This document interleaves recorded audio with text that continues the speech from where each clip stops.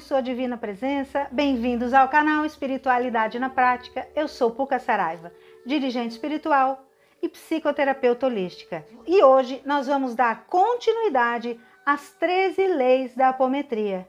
Lembrando que no vídeo anterior nós vimos da lei da primeira à sexta lei e hoje nós vamos ver da sétima à 13ª.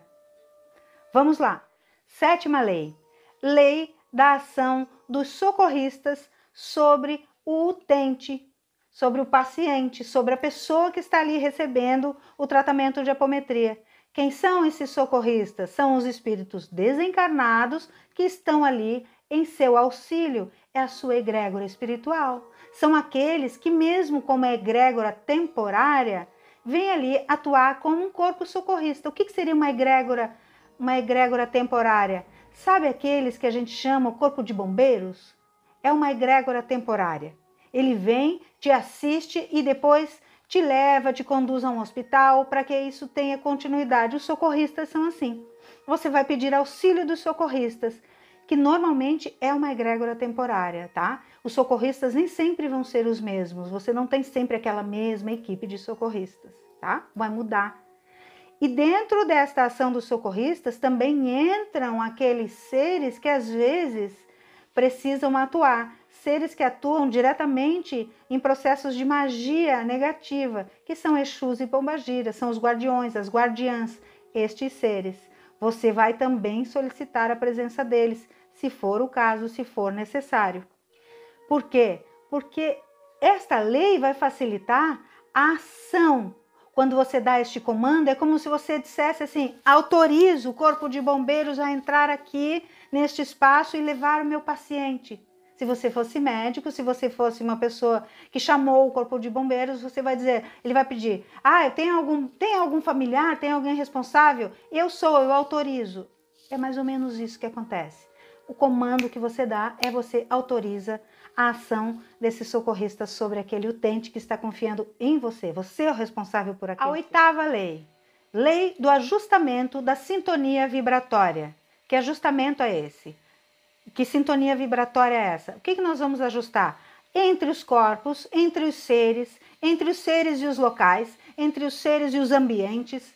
Precisamos que haja uma sintonia. Por quê? Para que não haja um choque energético.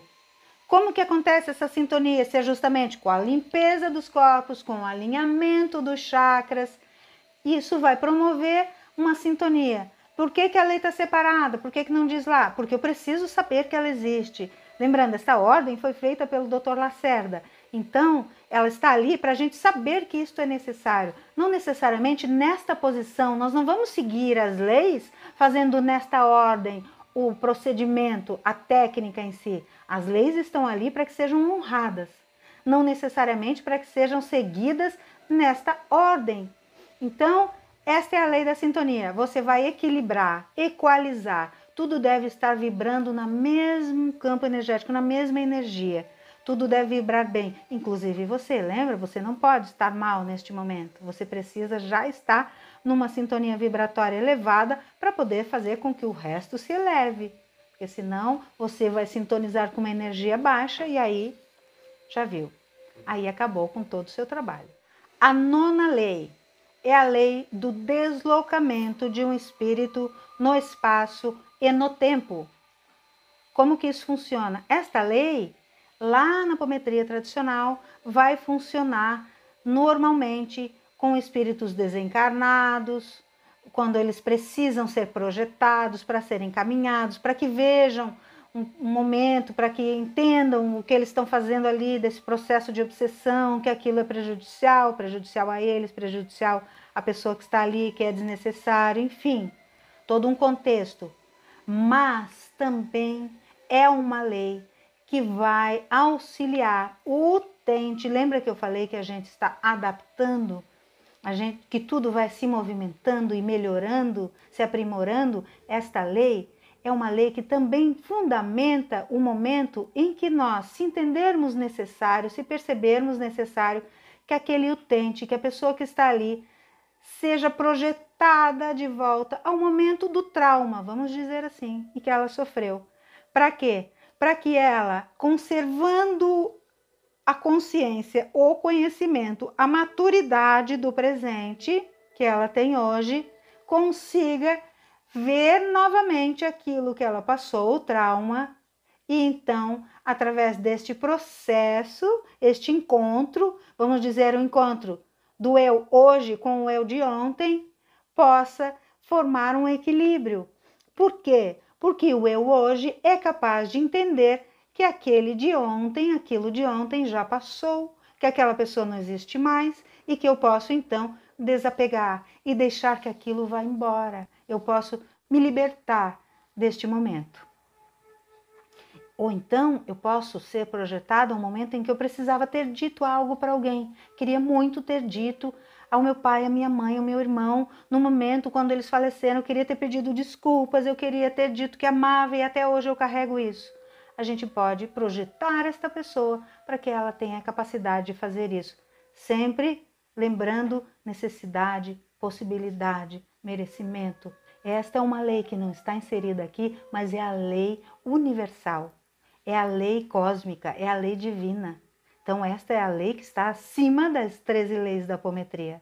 E ainda, para esta 9ª lei, eu devo me certificar de que esta pessoa que está sendo projetada esteja acompanhada, e bem acompanhada, esteja amparada. Aí, não necessariamente por um socorrista. Lembra que a gente falou dos espíritos socorristas? Aí, por um guia espiritual. Pelo guia daquela pessoa que, por mais que a pessoa não acredite, não tenha entendimento, não saiba, ela tem sim um guia espiritual, ela tem alguém que olha por ela, que acompanha.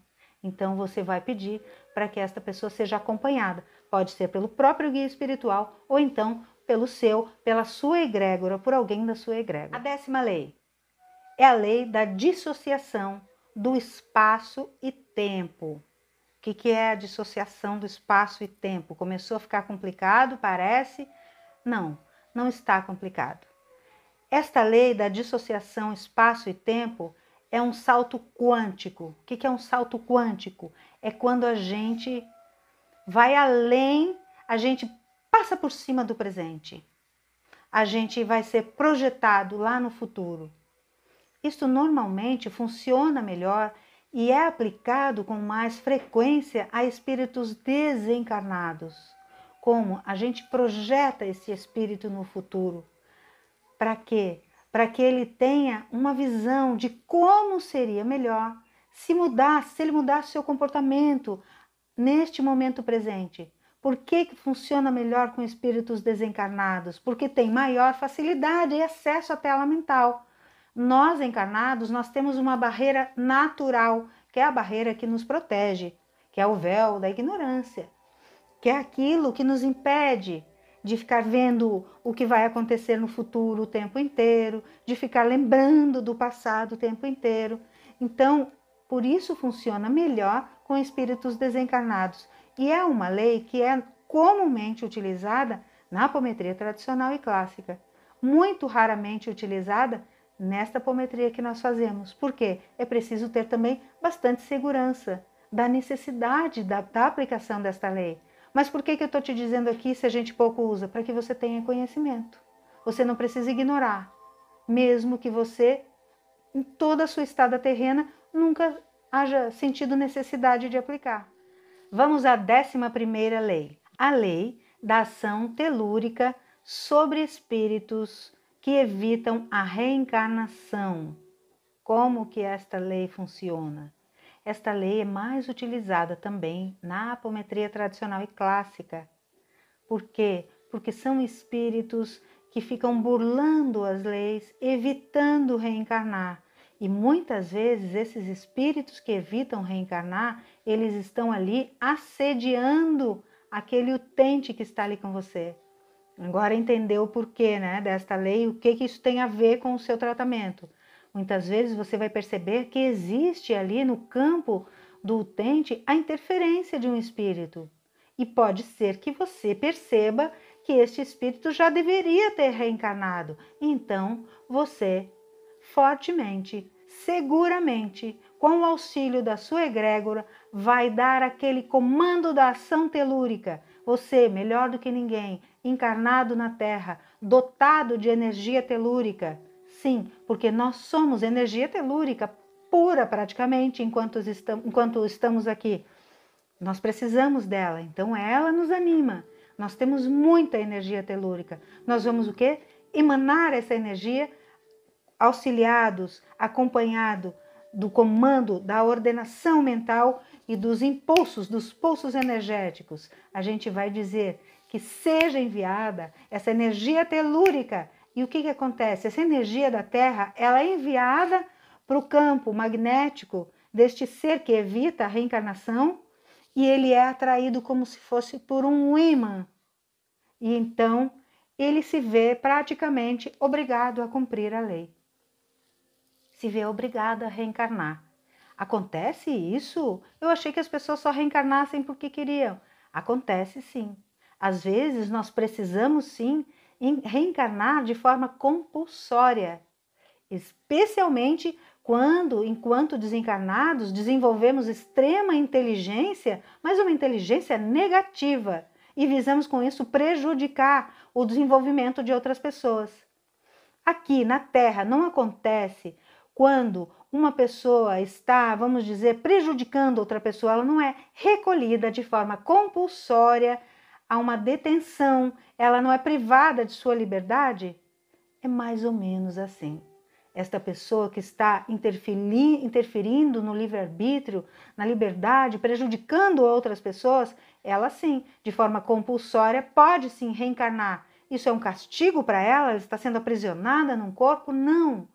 É uma oportunidade que ela, num momento cego, de cegueira pela ilusão de algo que ela está ali sentindo, apegada em algum sentimento antigo, não consegue ver, não consegue visualizar que ela precisa dessa reencarnação para desapegar, ela precisa dessa reencarnação para ver as coisas com outros olhos, para experimentar situações. Quiçá experimentar situações das quais ela está justamente condenando. Então, essa reencarnação compulsória, ela só vai beneficiar esta pessoa, este ser que precisa reencarnar, tanto quanto aquele seu utente que está ali sofrendo o assédio.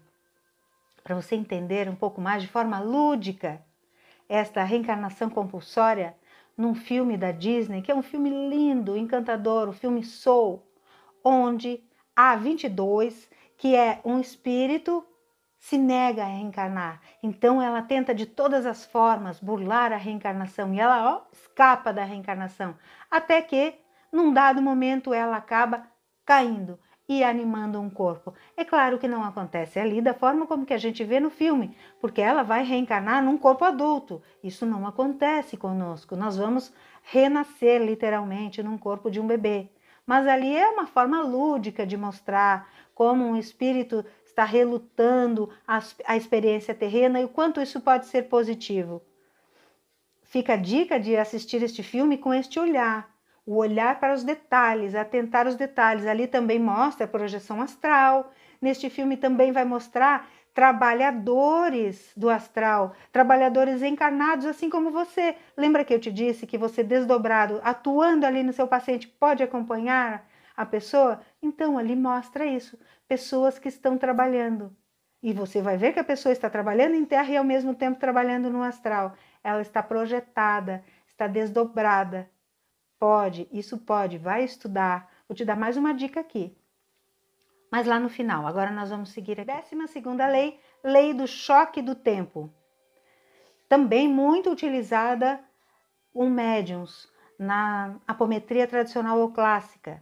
Lembrando que essa apometria tradicional ou clássica ela é sempre feita por uma equipe de médiuns. 2, 3, 4, 5, dependendo da casa, dependendo da forma com que essa equipe trabalha. Aqui nós vamos adaptar. A lei do choque no tempo é quando um espírito é conduzido, é mandado de volta para o passado. Nós já falamos sobre isso aqui, você vai ver, mas nós já vimos isso algo semelhante em outra lei. Mas essa é a lei do choque no tempo. Como exemplo, eu vou te trazer aqui um espírito desencarnado que não se percebeu desencarnado ainda. Você vai perceber às vezes que ali no campo da pessoa que você está tratando, no campo do seu utente, tem alguém ali, tem um espírito, comumente um espírito de um parente, de um ente querido, de um amigo, e este espírito não se percebe desencarnado. Ou então, ele não se dá conta em que tempo ele está vivendo. O que você vai fazer? Dar os comandos, ordenar, para que ele retorne ao momento exato do seu desencarne. O que vai acontecer com o choque do tempo? Ele vai guardar o momento presente, que é agora, onde ele está, e vai ver o seu desencarne. E isso, claro, naturalmente vai causar um choque de realidade. Já ouviu essa expressão? A pessoa teve um choque de realidade? É isso. É quando a gente sai daquele campo da ilusão, daquele espaço que a gente parece que está flutuando, vivendo num lugar que não existe, construindo um castelo no ar, e se choca com a realidade. Qual é a realidade neste caso? A pessoa já desencarnou. Ela vai olhar e vai perceber, então eu estou desencarnado, então o que eu estou fazendo aqui? Então ela vai começar a se perceber. O que você faz nesse momento? Você vai também chamar assistência para a condução deste ser, para amparar este ser. Normalmente vem também alguém com que este ser confie, ou também um ente querido, alguém que já tenha tentado se aproximar ou que até já esteja ali, mas a cegueira deste ser, a ilusão em que este ser vive, não permitiu que ele visse. É como se este ser estivesse vivendo em delírio. Ele não se percebe, ele segue levando a sua vida. Ele acha que ele vai para casa, que ele almoça com a família, janta, conversa, interage. Ele acompanha a esposa, ela acompanha o marido, o filho, o irmão. Está sempre junto. Não se percebe. E aquela pessoa que está ali recebendo aquela companhia sente um desconforto. Por quê? Porque esta pessoa, este ser desencarnado que está acompanhando aquele encarnado, precisa retirar a energia de algum lugar. E da onde vai retirar? Te dou 3 segundos para descobrir de onde ele vai retirar a energia. Acertou. Do encarnado. E quando retira a energia do encarnado, os dois em afinidade, os dois em sintonia ali, o encarnado começa às vezes a sentir as sensações do desencarnado. Vai sentir confusão mental, vai não saber que tempo está, vai se sentir confuso, pode sentir medo da morte, medo do desencarne, pode sentir dores físicas dependendo daquilo que gerou, que deu origem, que deu causa ao desencarne. Então, uma série de confusões, de desequilíbrios podem acontecer para o seu paciente, para o utente, para a pessoa que te procurou, que pediu auxílio. Então, se você perceber essa sensação, você vai perguntar, você pode inclusive perguntar já na chegada, lá no momento em que você recebe a pessoa. Se você já sentir ali, já pergunta se tem alguém próximo que desencarnou. Então você já sabe que essa lei vai necessariamente ser aplicada dentro do seu processo de tratamento ali. Não a primeira coisa, não a primeira coisa. Você vai primeiro limpar, mas quando este ser menos esperar, ele vai ser acionado por você, vai receber o seu comando mental. Não vai se voltar contra você, não vai se apegar a você, esteja tranquilo. O que você está fazendo é um bem, você está auxiliando. Também, sim, de forma compulsória. Por quê? Porque você está promovendo um choque de realidade para esta pessoa. Mas muitas vezes nós aqui precisamos de um choque de realidade. Então, se faz necessário este choque. A 13ª lei. Se você prestar bem atenção agora no que eu vou dizer, você vai perceber que nós acabamos de falar sobre ela. É a lei da influência de espíritos desencarnados sobre os obsidiados, sobre o seu utente, sobre aquela pessoa que te procurou. E esta lei é a lei do quê? Onde você vai encaminhar. Eu acabei de dizer. O que você vai fazer quando você perceber? Você vai encaminhar. Você vai chamar alguém da confiança desta pessoa. Você não precisa conhecer o resto da família. Você vai pedir que venha alguém e alguém vai se fazer presente. Um mentor, um espírito, um guia espiritual, alguém se fará presente para encaminhar. Então você vai encaminhar. Para onde você vai mandar essa pessoa? Você vai encaminhar para tratamento. Necessariamente, esta pessoa que vai ser encaminhada por você através de pulsos, impulsos, comandos energéticos, mentais, sempre Tudo parte do campo do mental. Você vai encaminhar. Por quê? Porque esta pessoa necessariamente vai precisar de um tratamento. Ela vai precisar de uma reabilitação. Ela não vai sair dali e sair levitando, flutuando, como aquilo que a gente vê nos filmes, com uma túnica esvoaçante, branca. Já num campo espiritual, onde o verde é mais verde, onde as flores, o colorido é mais colorido. Infelizmente, não é assim que funciona. Esta pessoa, este ser, ele será reconduzido para a reabilitação, ele vai ser bem tratado, ele vai ser bem alimentado em todos os sentidos, ele vai aos poucos se percebendo, ele vai se desapegando do campo material, sempre com amparo, com auxílio, e agora já tendo recebido aquele choque de realidade, quando ele despertar, que normalmente ele é adormecido neste momento, é como se ele recebesse uma espécie de calmante, de uma anestesia, aquele boa noite Cinderela, no bom sentido, para que ele possa ser conduzido para tratamento. E quando ele despertar, retomar a sua consciência plena, ele vai aos poucos se lembrando novamente do seu desencarne, de tudo que passou. Tudo que passou, então, vai ver ali a sua volta, vai reconhecer pessoas queridas, amigos espirituais, família espiritual, e então vai dar sequência na sua vida. E o seu utente, a pessoa aquela que te procurou, também vai estar livre. Não que este ser fosse um peso, talvez esta pessoa até sinta falta desta companhia, porque às vezes vive por anos, mas vai se sentir mais leve e também aquela sensação de tristeza vai desaparecer, a pessoa vai conseguir seguir a sua jornada.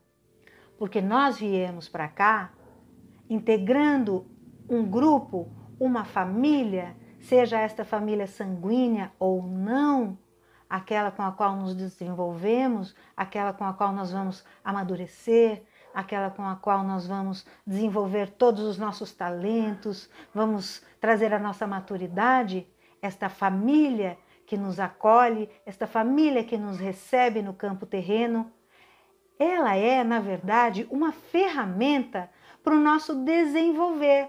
É onde nós vamos aprender a desenvolver o afeto, onde normalmente nós provavelmente já tivemos ali um desafeto, ou já tivemos um probleminha, vamos dizer, uma rusga, um conflito num momento muito passado, anterior, com aquelas pessoas ou com outras, não importa, mas o conflito vai se repetir e nós vamos aprender naquele contexto, naquele núcleo familiar que nos abrigou, que nos acolhe, nós vamos aprender a quê?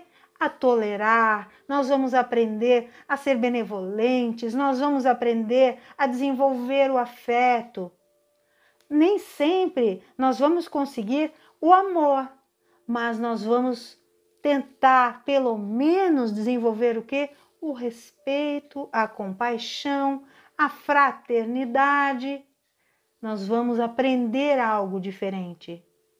Então, quando a gente perde alguém deste meio, alguém que nos acolheu deste núcleo, desta família, seja ela sanguínea ou não, repito, quando nos apartamos no momento do desenlace, do desencarne, no momento em que um destes seres ou mais vai perdendo o seu invólucro carnal e vai perdendo a interação direta e física conosco, nós tendemos naturalmente a nos sentir desfalcados, deslocados, sentir como uma perda muito grande.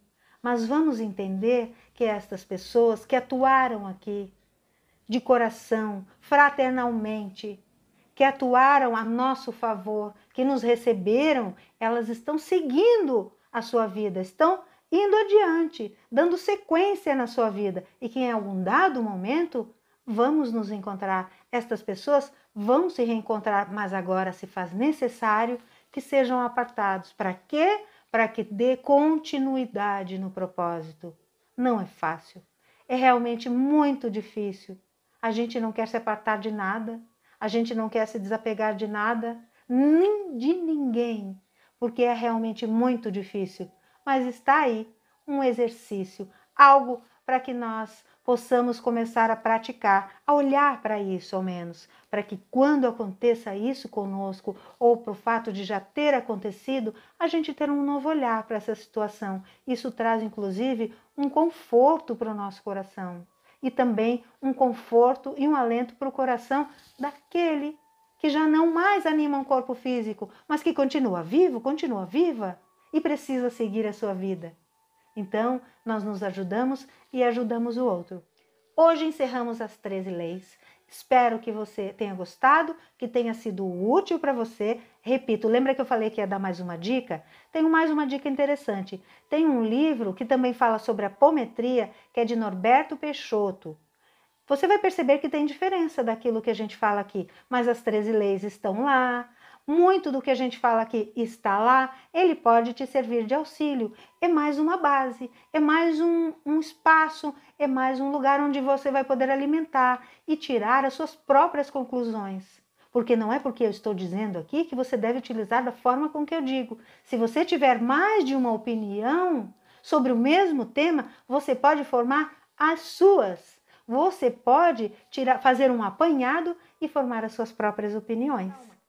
Deixa o nosso joinha e se inscreve no canal. Eu te agradeço mais uma vez a sua presença, a sua confiança e deixo aqui aquele meu abraço de alma.